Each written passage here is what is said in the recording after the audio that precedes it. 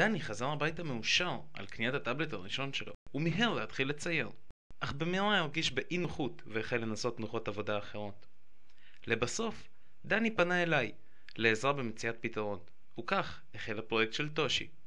לאחר שבדקתי את נוחות העבודה מול טאבלט בדגם היתכנות, הבנתי שתנוחה קבועה בהחלט לא תתאים לפרויקט, והתחלתי במחקר. הבנתי שהפופולריות של מסכי המגע החלה לעלות רק בשנים האחרונות, ולכן כמעט לא מייצרים זרועות ייעודיות לנושא. הזרועות שכן מייצרים נראו לי מגושמות, וכל שינוי בתצורת הזרוע גוזל זמן רב בגלל נעילת המפרקים. לפיתוח הפרויקט חיפשתי דרך להקל על השימוש וליצור חוויית משתמש טבעית יותר. הבנתי ששיטת נעילה חשמלית היא היעד, והתחלתי בחיפושים. נזכרתי כי שנה שעברה, בזמן חיפושיי אחר רכיב שיפעיל את פחיות הצבע בפסנתר המצייר שעבדתי עליו, שמעתי על משהו שנקרא סולינויד. הסולינויד אינו רכיב פשוט להפליא, שעובד על אלקטרומגנט, שדוחף או מושך ליבת מתכת, כאשר עובר בו זרם.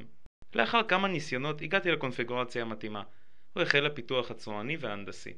על מנת לשפר את הפרויקט, ערכתי מחקר בנושא ארגונומיה, וממנו עלו דרישות למבנה הזרוע. קודם כל לאפשר כמה שיותר דרגות חופש, שהמשתמש יוכל לבחור, בזמן שקיימות שתי תנוחות עיקריות.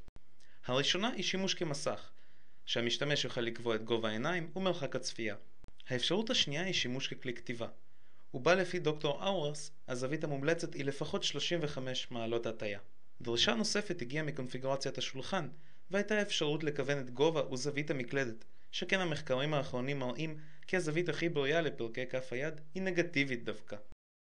תנועת הזרוע בטושי מתבצעת על 3 צירים מרכזיים, ובנוסף קיים ציר הקובע את מצב הלוח, ונעילה המגבילה את התנועה לאורך בו של השולחן.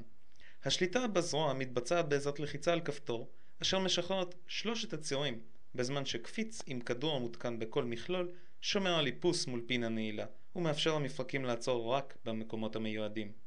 לאחר חיפוש חומרים, מצאתי כי הדרך הקלה ביותר להגיע לתוצאה הרצויה הן הכיפוף חום וחיתוך של לוח PVC מוקצף בעובי 19 מ"מ ליצירת השולחן, ועיבוד שבבי של אלומיניום ו-PVC ליצירת הזרוע.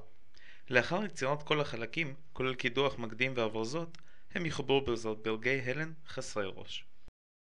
תודה על ההקשבה, ומקווה שנהנתם.